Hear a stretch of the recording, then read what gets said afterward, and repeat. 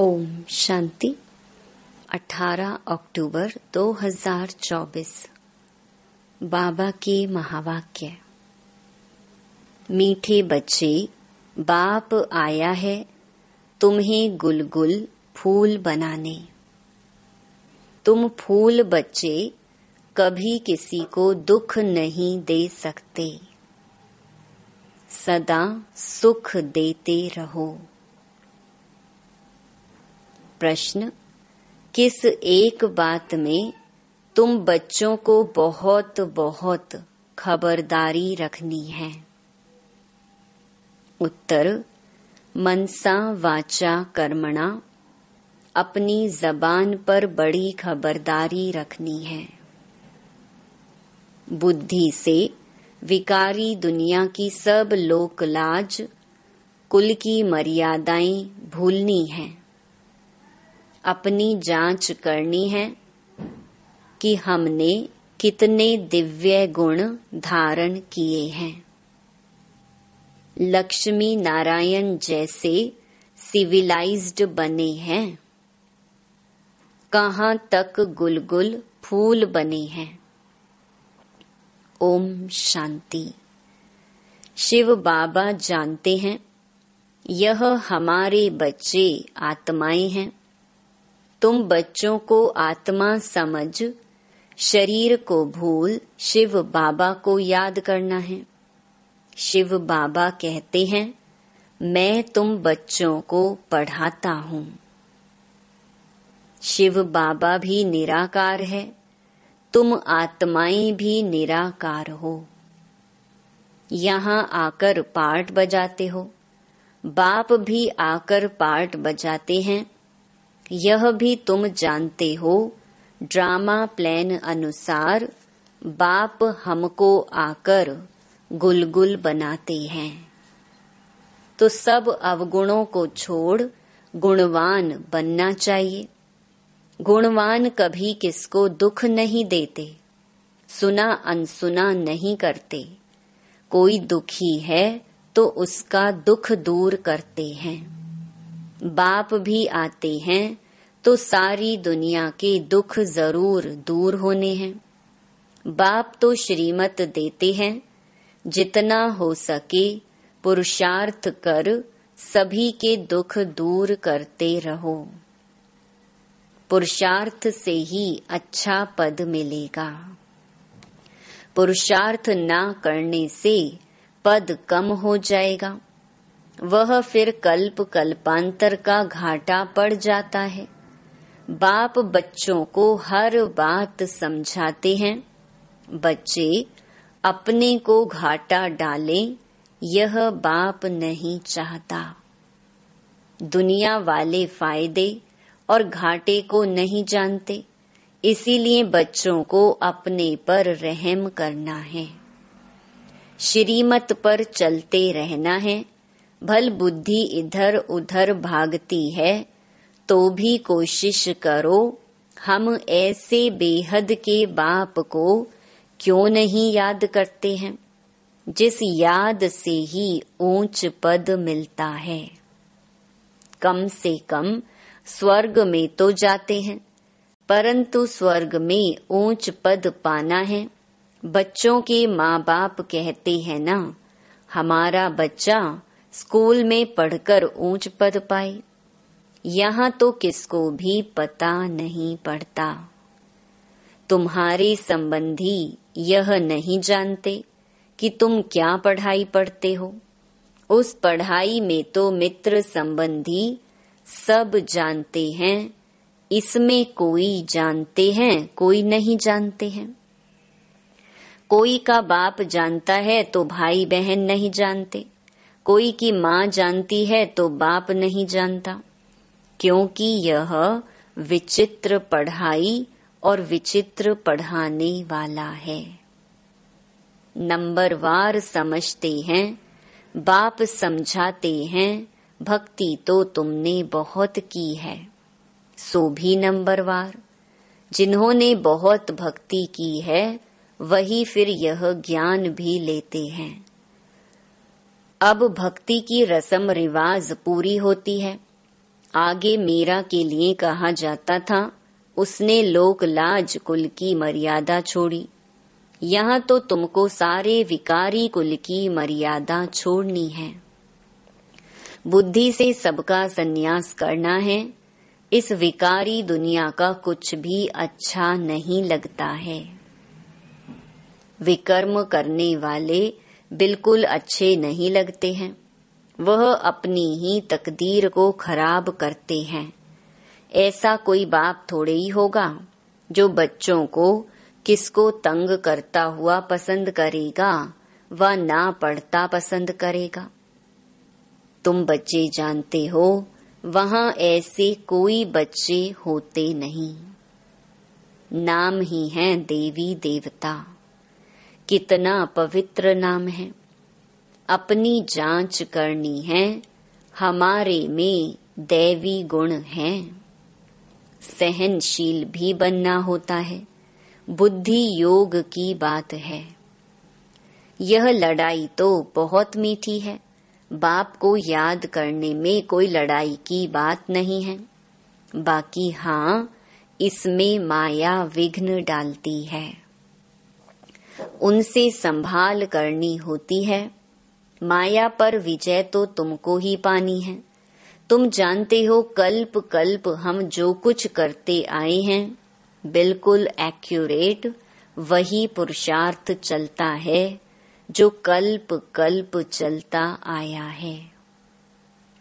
तुम जानते हो, अभी हम पद्मा पदम भाग्यशाली बनते हैं, फिर सतयुग में अथाह सुखी रहते हैं। कल्प कल्प बाप ऐसे ही समझाते हैं। यह कोई नई बात नहीं, यह बहुत पुरानी बात है। बाप तो चाहते हैं बच्चे पूरा गुलगुल बने। लौकिक बाप की भी दिल होगी ना, हमारे बच्चे गुलगुल बने। पारलौकिक बाप तो आते ही हैं कांटों को फूल बनाने। तो ऐसा बनना चाहिए ना। मनसा वाचा कर्मणा, जबान पर भी बहुत खबरदारी रखनी चाहिए। हर एक कर्मेंद्रिय पर बड़ी खबरदारी चाहिए। माया बहुत धोखा देने वाली है, उनसे पूरी संभाल रखनी है। बड़ी मंजिल है। आधा कल्प से क्रिमिनल दृष्टि बनी है, उनको एक जन्म में सिविल बनाना है। जैसे इन लक्ष्मी नारायण की है, यह सर्वगुण संपन्न है ना, वहाँ क्रिमिनल दृष्टि होती नहीं। रावण ही नहीं, यह कोई नई बात नहीं। तुमने अनेक बार यह पद पाया है।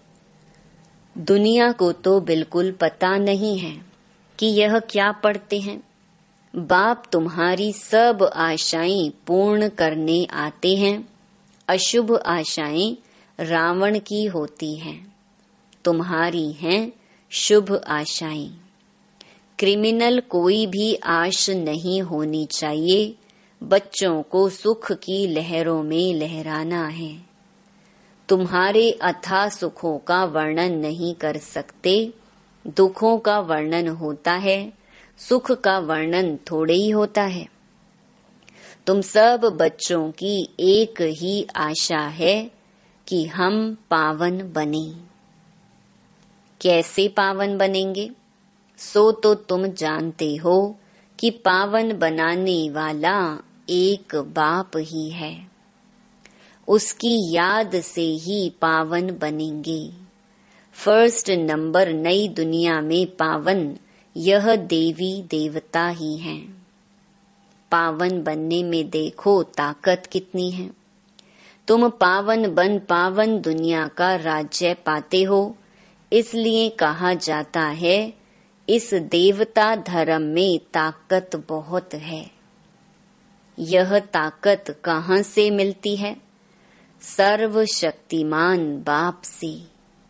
घर में तुम मुख्य 2-4 चित्र रख बहुत सर्विस कर सकते हो। वह समय आएगा, कर्फ्यू आदि ऐसे लग जाएगा जो तुम कहाँ आ जा भी नहीं सकेंगे।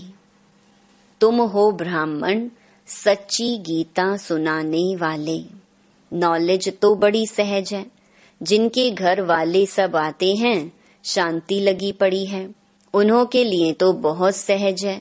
2-4 मुख्य चित्र घर में रखे हो, यह त्रिमूर्ति, गोला, झाड़ और सीढ़ी का चित्र भी काफी है।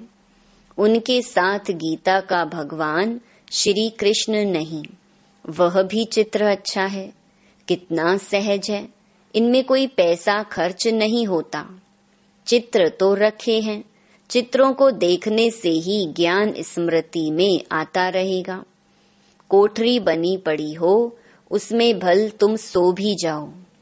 अगर श्रीमत पर चलते रहो तो तुम बहुतों का कल्याण कर सकते हो। कल्याण करते भी होंगे, फिर भी बाप रिमाइंड कराते हैं, ऐसे ऐसे तुम कर सकते हो। ठाकुर जी की मूर्ति रखते हैं ना, इसमें तो फिर है समझाने की बातें।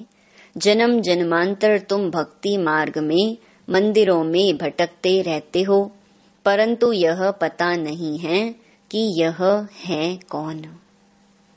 मंदिरों में देवियों की पूजा करते हैं, उनको ही फिर पानी में जाकर डुबोते हैं। कितना अज्ञान है।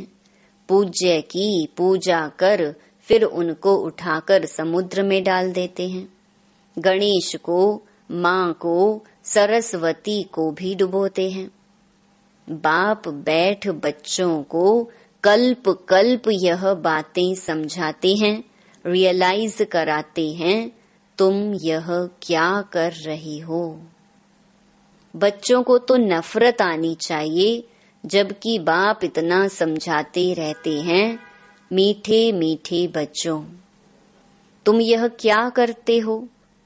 इनको कहते ही हैं विषय वैतरणी नदी। ऐसे नहीं, वहाँ कोई शीर का सागर है, परंतु हर चीज वहाँ ढेर होती है। कोई चीज पर पैसे नहीं लगते, पैसे तो वहाँ होते ही नहीं हैं। सोने के ही सिक्के देखने में आते हैं, जबकि मकानों में ही सोना लगता है, सोने की ईंटें लगती हैं। तो सिद्ध होता है वहाँ सोने चांदी का मूल्य ही नहीं। यहाँ तो देखो कितना मूल्य है। तुम जानते हो, एक एक बात में वंडर है। मनुष्य तो मनुष्य ही हैं, यह देवता भी मनुष्य हैं, परंतु इनका नाम देवता है। इन्हों के आगे मनुष्य अपनी गंदगी जाहिर करते हैं। हम पापी नीच हैं, हमारे में कोई गुण नहीं है। तुम बच्चों की बुद्धि में एम ऑब्जेक्ट है, हम यह मनुष्य से देवता बनते हैं। देवताओं में दैवी गुण हैं, यह तो समझते हैं, मंदिरों में जाते हैं, परंतु यह नहीं समझते कि यह भी मनुष्य ही हैं। हम भी मनुष्य हैं, परंतु यह दैवी गुण वाले हैं, हम आसुरी गुणों वाले हैं। अभी तुम्हारी बुद्धि में आता है, हम कितने नालायक थे। इन्हों के आगे जाकर गाते थे, आप सर्वगुण संपन्न। अभी बाप समझाते हैं, यह तो पास्ट होकर गए हैं। इनमें दैवी गुण थे, अथाह सुख थे, वही फिर अथाह दुखी बने हैं। इस समय सभी में 5 विकारों की प्रविष्टता है। अभी तुम विचार करते हो, कैसे हम ऊपर से गिरते गिरते एकदम पट आकर पड़े हैं। भारतवासी कितने साहूकार थे, अभी तो देखो कर्जा उठाते रहते हैं। तो यह सब बातें बाप ही बैठ समझाते हैं और कोई बता ना सके। ऋषि मुनि भी नेति नेति कहते थे, अर्थात हम नहीं जानते। अभी तुम समझते हो, वह तो सच कहते थे।